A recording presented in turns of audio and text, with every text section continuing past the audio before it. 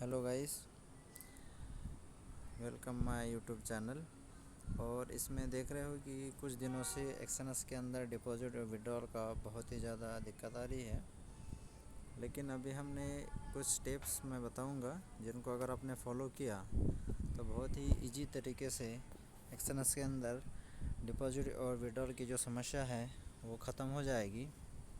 हम जाएंगे एक वैलेट के थ्रू, जिसे बाइनेंस वैलेट के थ्रू जाएंगे हम आज, और जिसमें बहुत ही इजी तरीके से हम इस वीडियो में कुछ स्टेप बताऊंगा, उनको बस फॉलो करना है और बड़े ही आसान तरीके से आप अपना डिपॉजिट और विड्रॉल ले पाएंगे।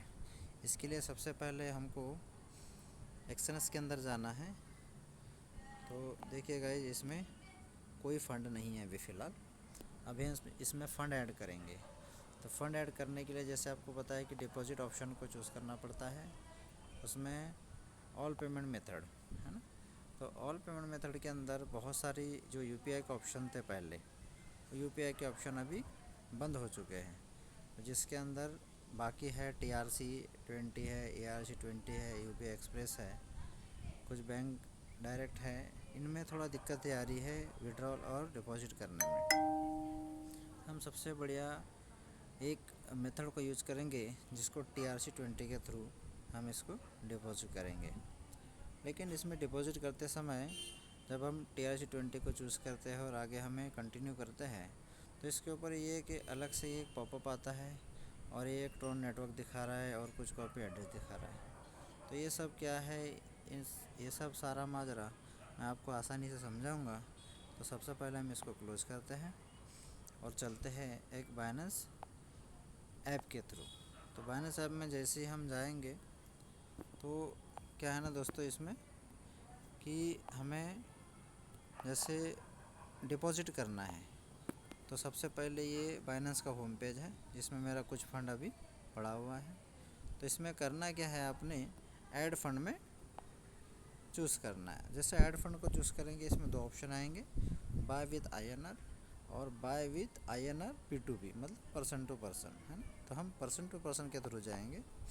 इसमें सबसे ऊपर लिखा है बाय और सेल। तो जैसे हम सेल करेंगे तो अपने पास जो वैलेट में जितना भी फ़ंड है या USDT पड़ा है, हम इसको सेल कर सकते हैं जिसकी कुछ अमाउंट है। अभी हम बाय की तरफ चलेंगे। तो बाय की तरफ चलते हैं तो जैसे हमने किसी को एक बहुत सारे इसमें ट्रेडर्स या फिर मर्चेंट दिखाएगा जिसमें अलग अलग प्राइजेस शो कर रहा है ना। तो इन प्राइजेस के सामने आपको IMPS, बैंक ट्रांसफ़र, UPI और इसमें कुछ मिनट दिखाई दे रहे हैं। तो हमने IMPS बैंक ट्रांसफ़र के थ्रू भी जा सकते हैं, IMPS के थ्रू जा सकते हैं, UPI के थ्रू जा सकते हैं। लेकिन UPI से जाने में एक दिक्कत है कि अकाउंट फ्रीज होने के चांसेस ज़्यादा है। डिपॉजिट और विड्रॉल करते समय अगली पार्टी भी वो सब चीज़ें एक्सपेक्ट नहीं कर रही है, इसलिए हम एक सेफ़ मेथड यूज़ करेंगे। तो सबसे पहले बाय के नीचे आप देखोगे तो USDT लिखा है, उसके बगल में अमाउंट लिखा है, इसके साइड में पेमेंट लिखा है। तो जैसे हम अमाउंट के ऊपर चूज़ करेंगे तो यहाँ अमाउंट मांगता है ना, 400, 2000, 10K मतलब 10,000, 20K मतलब 20,000। तो हम यहाँ नॉर्मली हम एक अमाउंट चूज़ करेंगे जिसको हम 5,000 चूज़ करेंगे, ठीक है। और जैसे कंफर्म कर दिया। इसके अलावा जो पेमेंट है उसको चूज़ करने से बहुत सारा इसमें ऑप्शन आता है। इसमें बैंक ट्रांसफ़र है, गूगल पे है, फ़ोनपे है, UPI एक्सप्रेस है, इस टाइप के बहुत सारे हैं। तो हम डिजिटल E-रुपीज़ के थ्रू जाएंगे। अभी डिजिटल E-रुपीज़ के क्या है, इसके लिए एक अलग से वीडियो मैं आपको पेश करूँगा। इससे पहले हम इसी को समझते हैं, डिजिटल E-रुपीज़ के थ्रू हम पैसा कैसे जमा कर रहे हैं। डिजिटल E-रुपीज़ को टिक करना है, फिर कंफर्म करना है। अब कंफर्म करने के बाद इसमें वो जो ऑप्शन आ रहे थे अभी, UPI वाला, बैंक ट्रांसफ़र वाला, IMPS वाला, वो देखो सारे के सारे हट गए। अभी यहाँ रेट कुछ चल रहे हैं, तो 92.89 का रेट आ रहा है ना। रुद्रा क्रिप्टो करके कोई मर्चेंट है जो इस रेट में अपना क्रिप्टो बेच रहा है। साइड में लिखा है कि डिजिटल E-रुपीज़ 15 मिनट इसका टाइम ड्यूरेशन दिया है, वेरिफिकेशन है और बायर्स का अकाउंट ऐसे शो कर रहा है। तो इसके अंदर एक लिमिट दिखा रहा है इसमें 2,000 से लेके 5,000।